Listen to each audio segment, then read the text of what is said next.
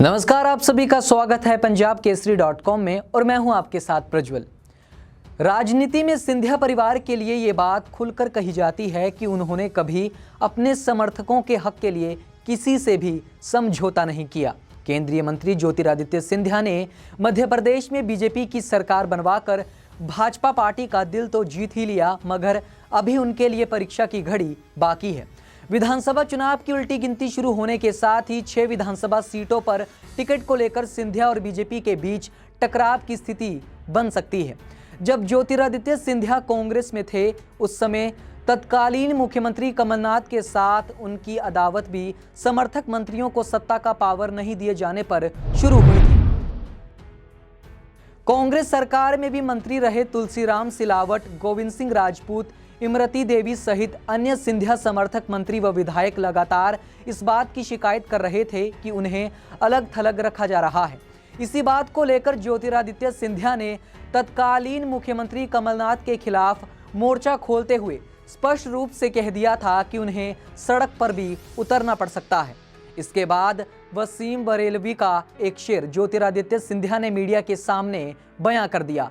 उन्होंने कहा कि असूलों पर जहां आंच आए टकराना जरूरी है, अगर जिंदा हो तो जिंदा नजर आना जरूरी है। इसके बाद कमलनाथ और ज्योतिरादित्य सिंधिया के बीच खुलकर वाक युद्ध शुरू हो गया। इसी बीच पूर्व मुख्यमंत्री दिग्विजय सिंह ने कमलनाथ का समर्थन करना शुरू कर दिया, जिसके चलते मनभेद बड़े मतभेद में तब्दील हो गए। इसी मतभेद में तत्कालीन मुख्यमंत्री कमलनाथ की कुर्सी छीन ली और कांग्रेस की सरकार चली गई।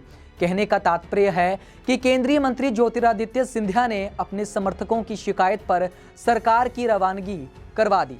अब जब ज्योतिरादित्य सिंधिया बीजेपी में हैं, तो यहां भी अपने समर्थकों के लिए वे किसी भी प्रकार का समझौता करते हैं या नहीं, इस सवाल का जवाब वक्त बताएगा।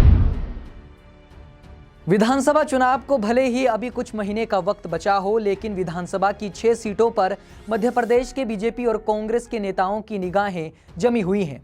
इनमें डबरा, दिखनी, ग्वालियर पूर्व, गोहद, करेरा, मुरैना की सीट शामिल है। इन सभी विधानसभा सीटों पर सिंधिया समर्थक उपचुनाव में हार का सामना कर चुके हैं। इन सीटों पर भारतीय जनता पार्टी उम्मीदवार उतारने की कोशिश में है, जबकि ज्योतिरादित्य सिंधिया के प्रयास रहेंगे कि उनके समर्थकों को ही एक बार और मौका दिया जाए।